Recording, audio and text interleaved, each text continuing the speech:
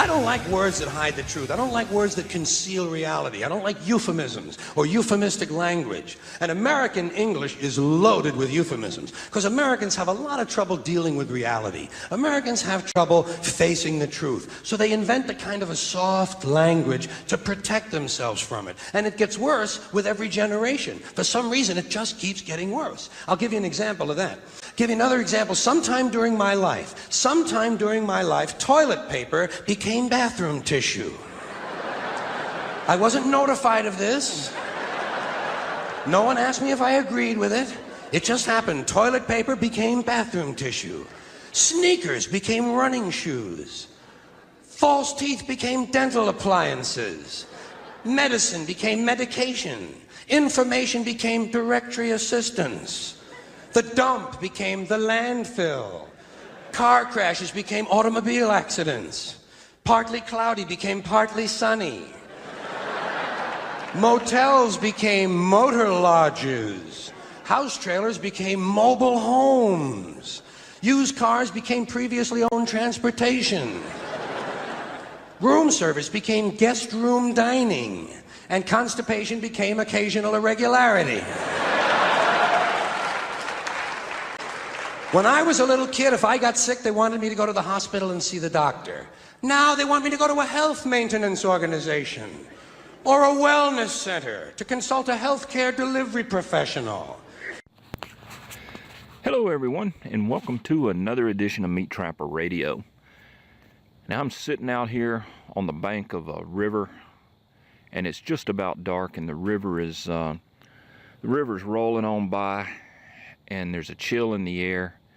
And boy, it's trapping season, you know, and it just makes you thankful to God that you've survived another journey around the sun, and that you get at least one more time to go out and enjoy God's creation, and to witness the beauty of nature, and to play your role and your natural part in the nature of things, in the ecosystem. And it's just a beautiful evening out here, and I'm gonna stay out here until well after dark tonight and just listen to the sounds of the night, you know. Hopefully some woodies will come in a few minutes, because I love watching them, and I love watching them almost as much as I love eating them. But be that as it may, I think everybody who's a listener now knows that MeatTrapper Radio is powered by SouthernSnares.com, and that's Southern Snares and Supply. They're out of South Georgia, and if you know, now that we're into trapping season, if you need something fast, if you need extra supplies, if you need extra traps, you know, cable, whatever you need, check out SouthernSnares.com. Brian's a great guy, and if you're not sure, you know, the thing is, if you're not sure what you need, give him a call and tell him what you're doing and what you're thinking, and get his advice. He'll clue you in. And if you need something that he doesn't sell, he'll tell you that, and he'll tell you where to go get it. So, you know, check him out. And, you know, speaking of that, when I was at the Southern NTA, I picked up a new snare lock. It's called the Mini Pro Lock. Now, I've been snaring, I don't know, 20 some odd years, and when I first started, I was just using washer locks, you know, just regular old washer locks. And then as time went by, I had to get sophisticated, and I went to the cam locks, and that was all the rage at one time. That was you know, high speed, low drag, you know, tactical snare lock and all of that. But over time, you know, I had issues with the cam lock. I don't like a lock that has a moving part.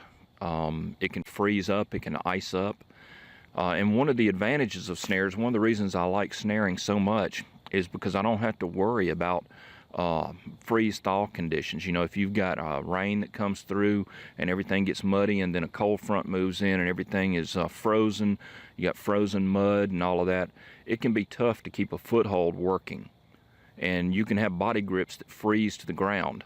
But, you know, if you've got a snare hanging in the air, that snare is going to keep operating even if there's a layer of snow or what have you. And so I got away from the cam lock because it had that shortcoming, in my opinion. And I went on to the slim lock. And I used the slim lock for years and years and years, up until this past year. And when I was talking to Brian, he said, why don't you give these a try? This is a very good lock, and it's very forgiving if you corkscrew some cable. You know, and let's be honest, because if you're buying snare locks, the reason you're buying snare locks is because you're making snares. And if you're making your snares, you need to be loading them, okay?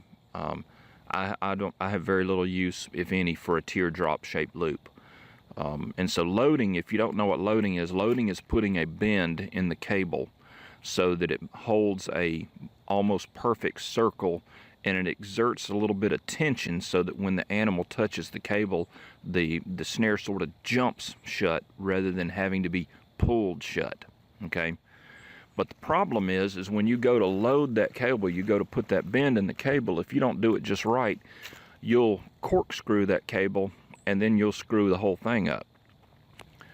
And over time I got to where if I corkscrewed a piece of cable, I would just throw it away, because I have very little patience for anything.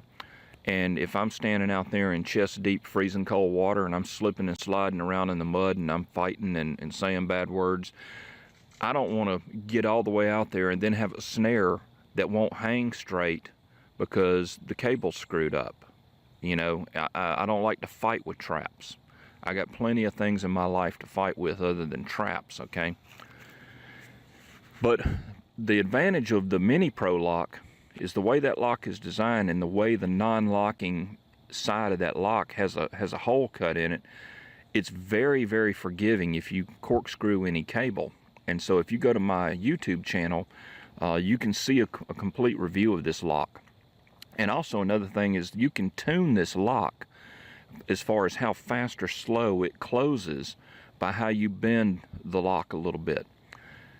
And the reason that is important is because, you know, if you live in South Dakota or you're out on the plains somewhere, you got open country, and a storm comes through, you can have some high winds come through and it'll just blow your loops shut.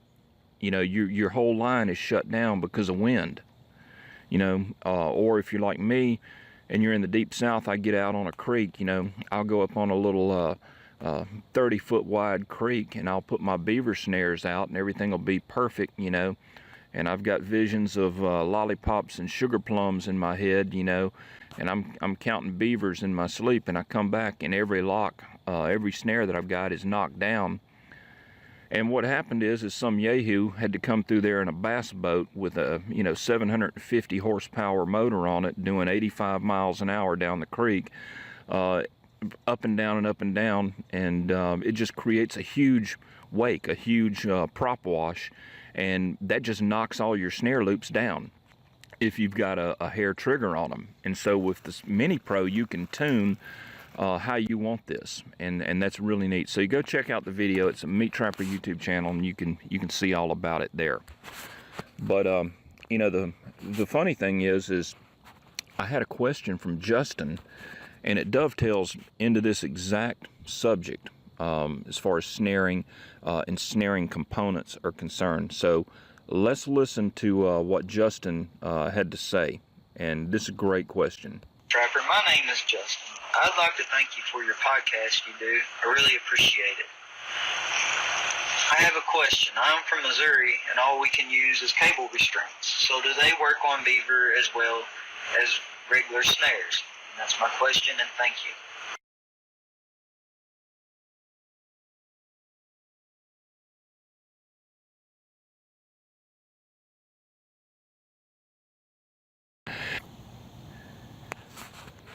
All right, Justin, that is a great question. Great question. And really, if I were to restate your question really is, what's the difference between a snare and a cable restraint? Okay, because we know snares work on beaver, we know snares work on coyotes, we know snares work on everything. But what is the difference between a snare and a cable restraint? Will a cable restraint work on a beaver? Well, will a cable restraint work on a beaver? Yes. What's the difference between a cable restraint and a snare? Now I'm going to give you a very technical, very in-depth, complicated answer. Nothing. Okay? Nothing. If you think back to the intro to this show with George Carlin talking about political correctness, and that was a long time ago. You know, it's no longer toilet paper, it's bathroom tissue. You know, it's no longer constipation, it's occasional irregularity. It's the same thing. It's just a politically correct term to make it more palatable to the weak-minded idiots in our society. So what's the difference between a cable restraint and a snare? Nothing. It's the same thing. It's the exact same thing. It's just that snaring, oh, well, that's evil. That has a terrible sound to it, stringing animals up and strangling animals and all of that. But a cable restraint, well, that's more like a leash for a dog. You know, it's just going to hold them there until you get to them, and it's not going to hurt them, and it's not going to strangle them and all of this kind of stuff.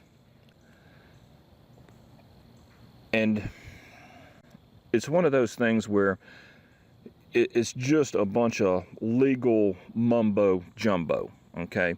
So one thing that we can do is we can take a look at the actual regulations in the state of Missouri, and let's see what they talk about, how they define a cable restraint. What's their idea of a cable restraint?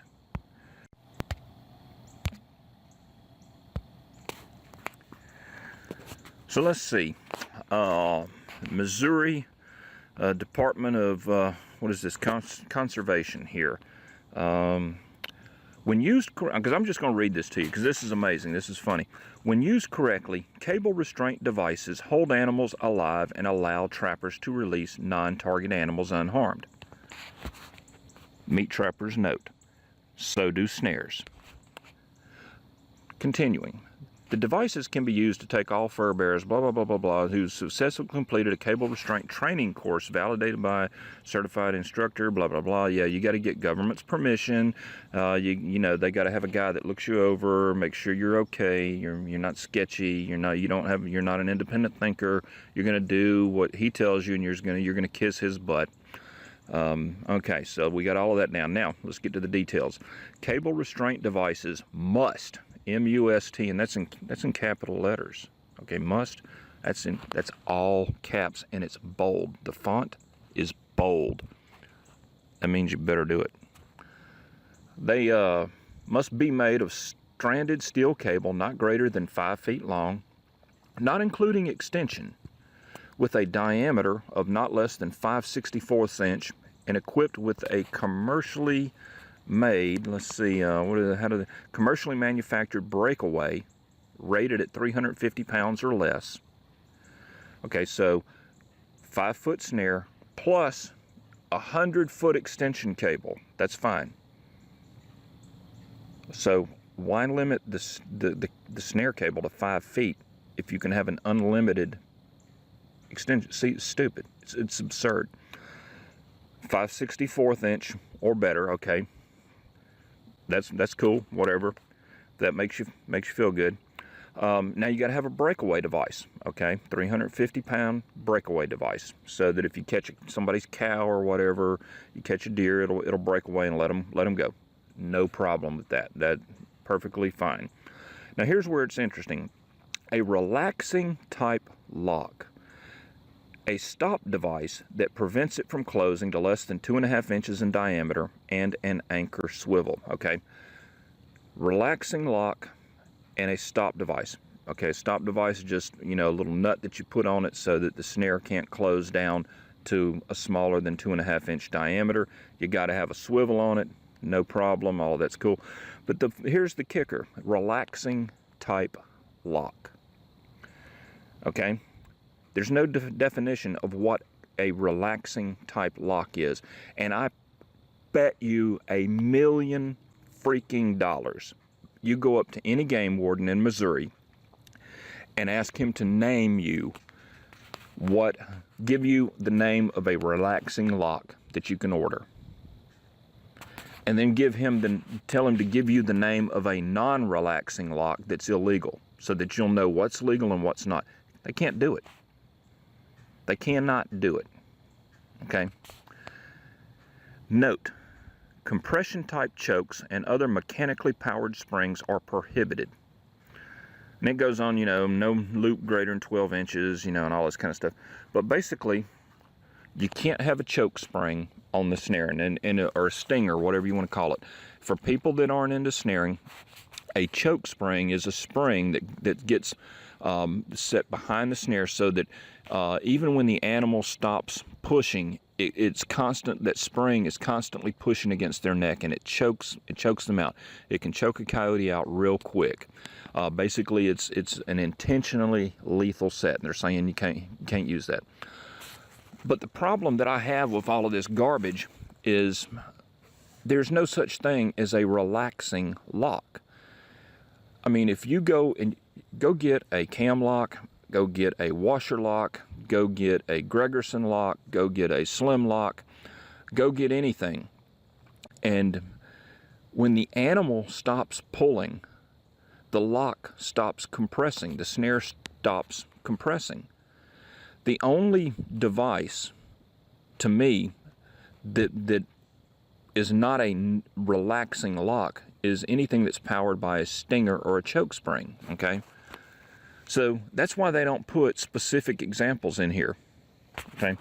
They can't define it. Now, then they go on down here a little bit. You can't set them within 12 inches of a fence, okay? I don't understand that.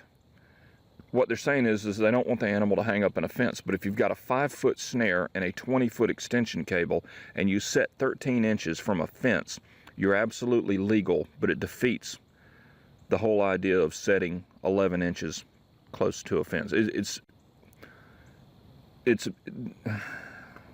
I shouldn't even have gotten started reading regulations. Game regulations give me an aneurysm. Okay, they can't be set with a drag. They cannot be set with a kill pole. They can't be used within 150 feet of any dwelling or driveway leading to a dwelling.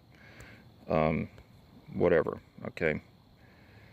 But, so back to the original question, what's the difference between a cable restraint and a snare? And as you can see, all a cable restraint is, according to the definition of this law, is a snare that has to have a breakaway device. It has to have a swivel, and it can have certain size and diameter cables, and it can be set in certain places. Well, every state that allows snaring has similar type of regulations. I mean, here in Alabama, we have snaring is only in the water or in waterways.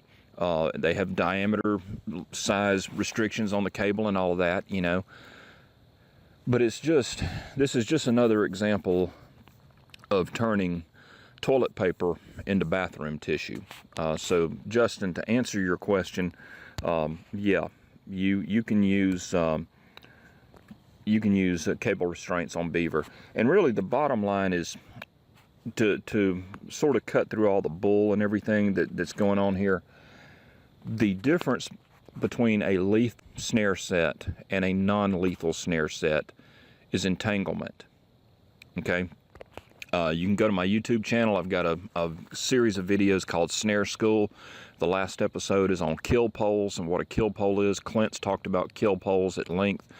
And basically, when you snare an animal around the neck, let's say you snare a coyote around the neck, they're going to freak out. Wild animal, something's got him by the neck, he's going to freak out. If there's a fence to jump over or a tree to wrap around or a kill pole there, a pole in the ground to wrap around, that coyote is going to freak out, and he's going to wrap until he strangles himself. It doesn't matter what kind of lock that's on the snare. It doesn't matter if there's a swivel on the snare. He's going to choke himself out. And so that's what happens when you have entanglement. And if you want to keep the animal alive, you do everything you can to minimize the chance of entanglement. I have beavers that will kill themselves. They will be on a snare, and if there is a stump down underwater, they love to wrap around those stumps, tangle up, and then I've got to get down there, 6 feet underwater and cut the cable loose off of that stump and try and get them up, and all of that fun stuff. So you can look at your area and you can look at your set and you can say, you know, is this set designed to tangle up, or is this set designed to avoid tangling up? You know, so entanglement is the key, not hardware. But of course, government can't set that out in a regulation. They can't set it up to say, you know, make your set where the animal won't get entangled and choke himself out. They're not going to use common sense. So hopefully, Justin, that answers your question, and hopefully that sets the record straight on what I think about game regulations. And I do not recommend you going up to a game warden and asking them for detailed examples of what a relaxing and non-relaxing lock is, because you're just going to make an enemy and you're going to put a bullseye on your back. You know, that's how those people think. You know, most of them are small-minded control freaks, and they don't like anybody questioning their authority, if you know what I mean. I can't believe I got that worked up when I'm in such a beautiful place here watching this river. See, I let my blood pressure get up and I totally forgot about my surroundings. And so what I wanted to talk primarily about tonight was self-discipline and why that is so lacking in today's society and even in today's trappers. Now, if you look back at the founding of our country, you look at the colonists and all of that, and you look at the Civil War heroes, you know, look at people like Stonewall Jackson. You know, these were very sort of stoic men. Stonewall was devoutly religious, stern, disciplinarian, you know, was always leading Sunday school, had Sunday school for the slaves, taught the slaves to read, was a fervent believer in the Word of God. And just, you know, back then, those guys, they weren't practical jokers.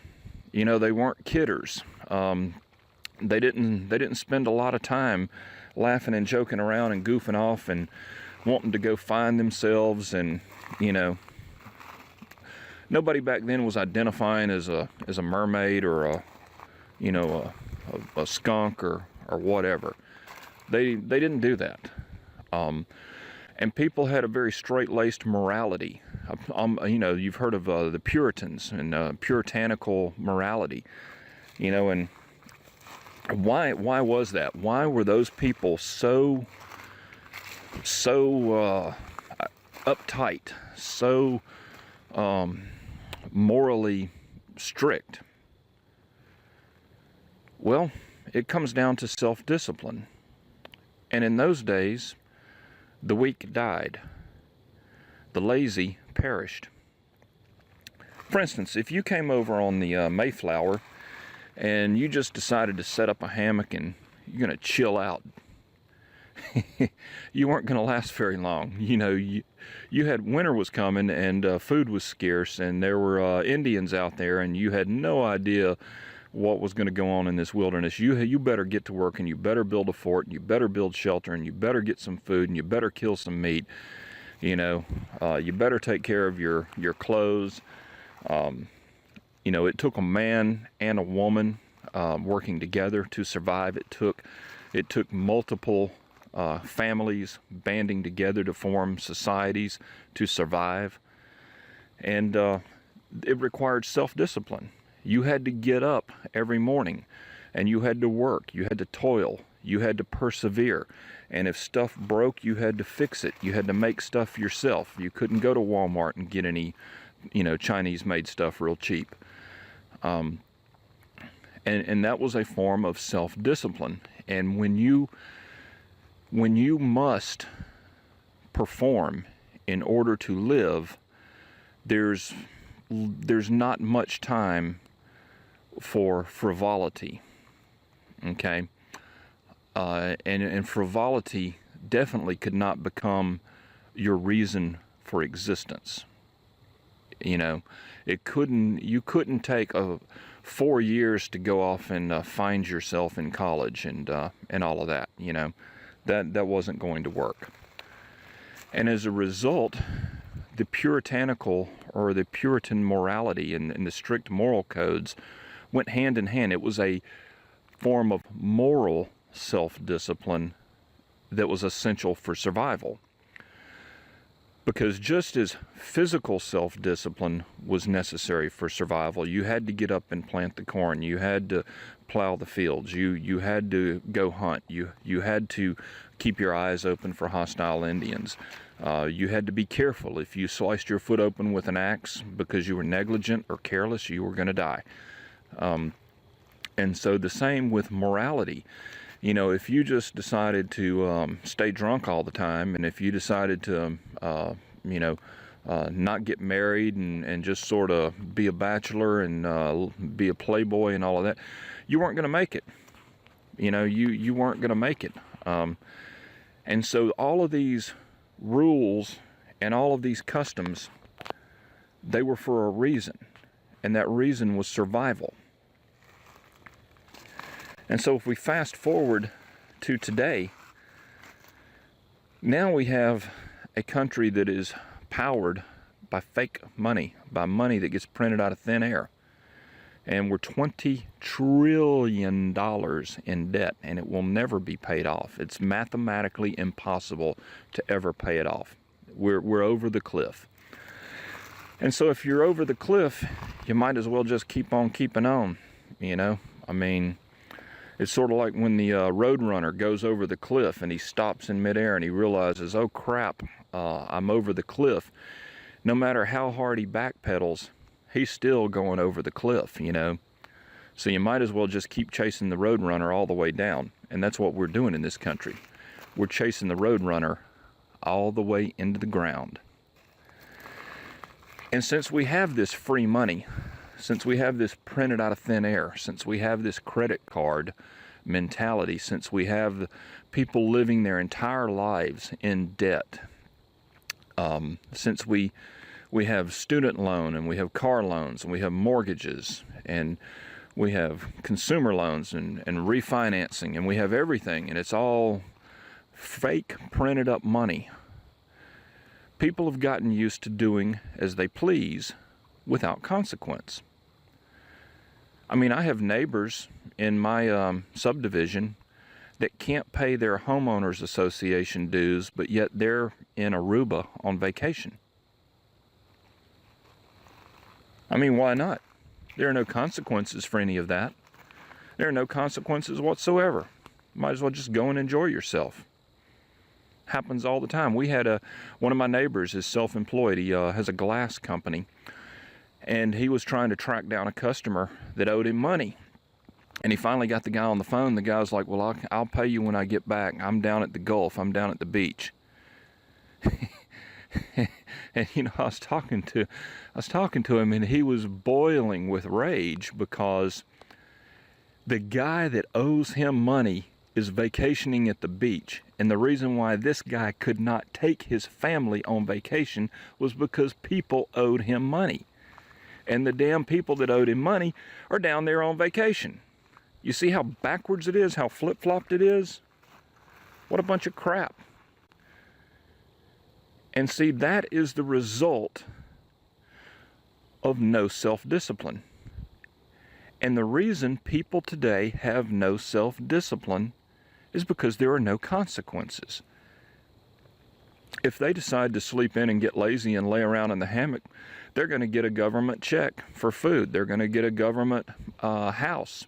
They're going to get an Obama phone. They're going to get free health care. They're going to get unemployment.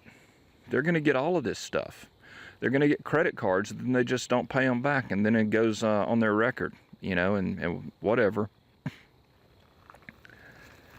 So why be self-disciplined? Why get up and plow the field every day? Why, you know, you've got SWAT teams with tanks to protect you from the bad guys, so you don't have to worry about Indians out there, you know. Somebody else gets paid to do that. All you got to do is surrender your rights. All you got to do is sign over your freedom, and somebody will show up with a tank to help you out. You know, why get up and go to work if you can get free money in the mail? Why be self-disciplined and improve yourself? Why be self-disciplined and watch what you eat and exercise if you can just go to the doctor and he can give you some pills that'll fix everything? Pills for this, pills for that, you know? Why spend any time working on your outlook on life and sitting by the river and taking in God's creation when you can just get a pill that'll make you happy?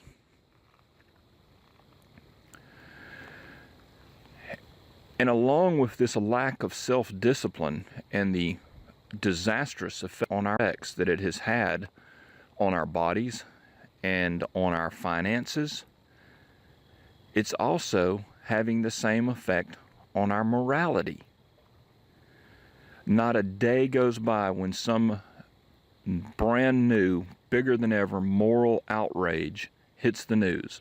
Whether it's sexual harassment, whether it's some sort of sexual slavery, some sort of pedophilia, you know, drug usage. I mean, every day here in Alabama, women are arrested because when they go into the hospital and give birth and their blood is tested, they're full of heroin and you know, opium and meth and all of this stuff, and the kids are born on it, and you know, then the government takes the kids away from them and puts the mother in jail, and it's just a disaster. And they're, you know, dad's not around, and I don't, you know, don't talk about the black community. That's hopeless. I mean, it's going to be generations before that situation ever starts to turn itself around. The black community is as far off the cliff as our natural debt, you know, as our national debt is. I mean, you know, when 3 out of 4 black kids are born without a father, what do you think they're going to grow up like, you know? But see, there aren't any consequences. And so we've gone from having to get up every day and work for our sustenance, and along with that, we had to have a moral code that kept us in line and kept us from getting off the wrong track. Because if we got off the wrong track physically, mentally, or morally, we died. Today, there are no repercussions whatsoever for getting off the wrong track mentally, physically, or morally. And that's why half the country votes for a political party that wants to kill babies.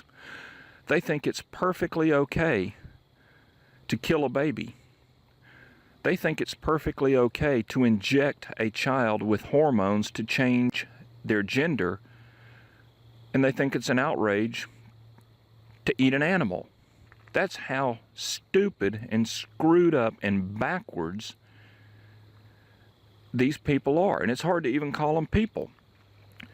It's hard for me to walk down the mall or walk into Walmart and look at these slobby, pajama-dressed, tattoo-wearing people that can't speak English, and I'm paying for it. And there's absolutely no repercussions for it. And if the safety net were taken away, they would die. They would die.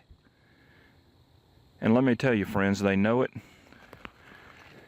And that's why you're seeing the shootings that you are. Because let me tell you something. One thing that all these mass shooters have in common is no God. There is no God in any of their lives. The guy in Texas was an atheist. The guy in Las Vegas was an atheist. Okay? They had no God in their lives. They were empty. And when your life is empty, it's going to be filled by something. You know, and neither one of those guys had any moral self-discipline. The Texas guy, he was living at home with mama and daddy. You know, he got fired from the Air Force, so what does he do? He goes home and lives with mama and daddy. And you know whose fault that is? That's mama and daddy's fault. Because let me tell you something. If my kid got a dishonorable discharge from the military, you think he'd be living in my house free, buying AR-15s and putting crap on Facebook? I don't think so. Not a chance in hell. So you see how far back the rot goes? Mom and Daddy had no self-discipline. Mom and Daddy had no moral or physical self-discipline, no ability to stand up and say, you need to get your crap together or you're getting out. They aren't going to do that. And I see it all the time, you know. And it's, you know, it's hard to be the a-hole. And that's what it takes a lot of times. You got to be the a-hole. You know, it was not easy for me to stand up and pull my son out of a government school and say, we're done here. We're leaving. We're walking out. But it was the best thing I ever did. And I have gotten to where the older I get, the easier it becomes. And I don't care who I'm dealing with or what the subject is. They're just things that I'm not going to do, and I'm just going to stand up and say, no, I don't think so. Bye. But people are afraid to do that. You know, and it's something that we all have to examine in our lives, and not just on a national level, which we can't really do anything about, but you know, we can do something about ourselves. We can make sure we get up out of bed. We can make sure we do a little exercise. You know, even if it's just doing some touching your toes and some jumping jacks and some push-ups, you know, 15 minutes in the morning. It'd be surprised how many people don't do anything like that. Some self-discipline to lay off the ice cream. You know, some self-discipline that, yeah, even though it's going to rain, even though the weather's going to be bad, let's get out and let's put some traps. Let's put some traps out. Let's go do it, you know. I mean, after all, we were lucky enough to make it around the sun again, and we never know what tomorrow's going to bring. We don't even know if we're going to make it home tonight. I mean, I'm out on this river, and now it's pitch black, and I can hear the river rolling by. And I'm going to be hiking through the woods in the dark. And you just never know. So take advantage of it. And man up.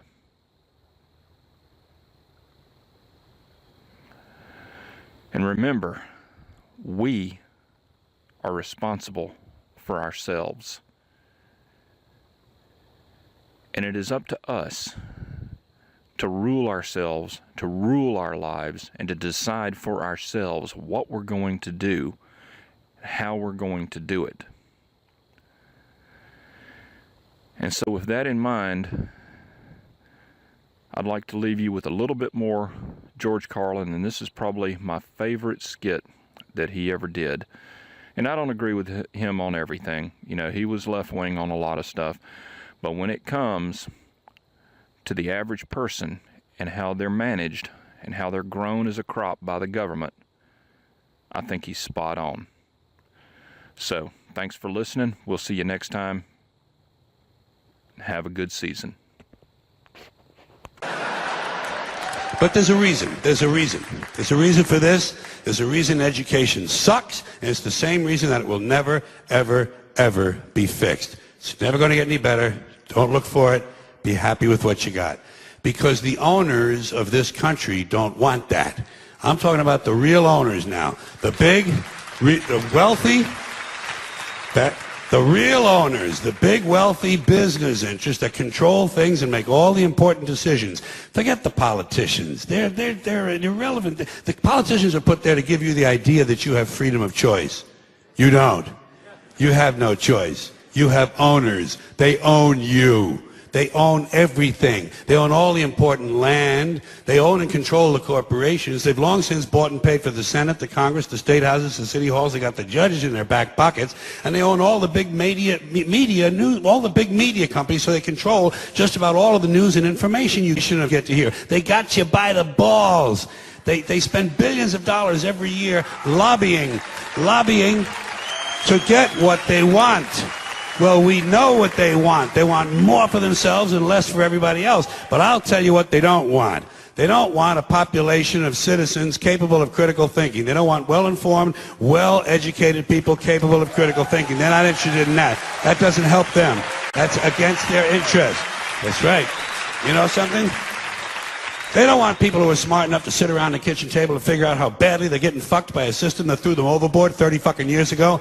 They don't want that. You know what they want? They want obedient workers. Obedient workers. People who are just smart enough to run the machines and do the paperwork and just dumb enough to passively accept all these increasingly shittier jobs with the lower pay, the longer hours, the reduced benefits, the end of overtime, and the vanishing pension that disappears the minute you go to collect it. And now they're coming out for your Social Security money. They want your fucking retirement money. They want it back so they can give it to their criminal friends on Wall Street. And you know something? They'll get it. They'll get it all from you sooner or later because they own this fucking place. It's a big club, and you ain't in it.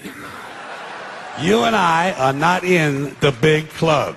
And by the way, it's the same big club they used to beat you over the head with all day long when they tell you what to believe. All day long, beating you over the head in their media, telling you what to believe, what to think, and what to buy. The table is tilted, folks. The game is rigged, and nobody seems to notice. But I'm just an old man now, covered with scars. And most of them I got fighting in them redneck bars. And a bunch of brand new tattoos this Grinch put on me. You know, he covered up the ones I'd gotten years ago, back in prison when I was just Dave Coe. And I wasn't famous then, and I wasn't free. You know, I grew up in a 3-room rundown shack at the foot of the hill by the railroad track, where decent folks don't go when the sun goes down. My daddy worked at the Goodyear Tire and Rubber Company, and he worked on cars. My mama went to church, and my daddy went to bars.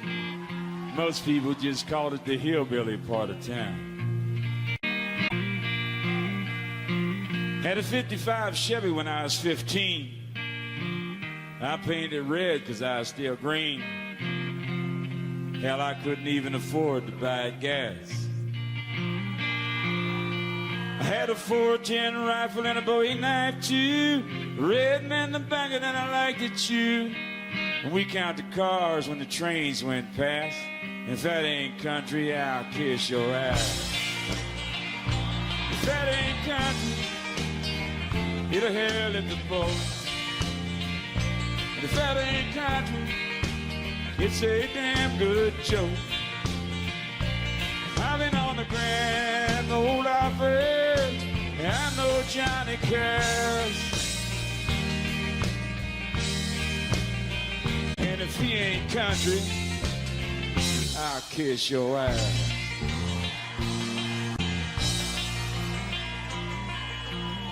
You know, one of my sisters was a lady of the night, and then one day she saw the light, and now she don't do those things that she used to do.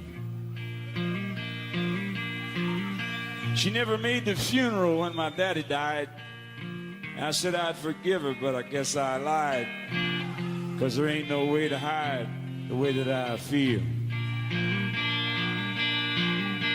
Now, me and my brothers took our sister Diane down to the funeral home to see the old man. Jimmy was the oldest, and Diane, she was the youngest one. Jack and Ray was in the middle, and then there was me. And I'm the one that turned 23 and grew up to be that Yankees rebel son. Times are changing. I heard Bob Dylan say, it's been 15 years now since my father passed away, but I can still picture him in his overalls. Standing around the house where he made his deals. Around the porch there was a bunch of old wheels and some used Harley Davidson parts that he sold for cash. There was 50 holes in an old tin roof. Me and my family was living proof, and everybody called us old poor white trash. If that ain't country, I'll kiss your ass. If that ain't country, it'll hell at the boat. If that ain't country, it's a damn good joke. I've been on the Grand Ole Opry, and I know Johnny cares. And if he ain't country, what? And if that ain't country, what? And if that ain't country, what?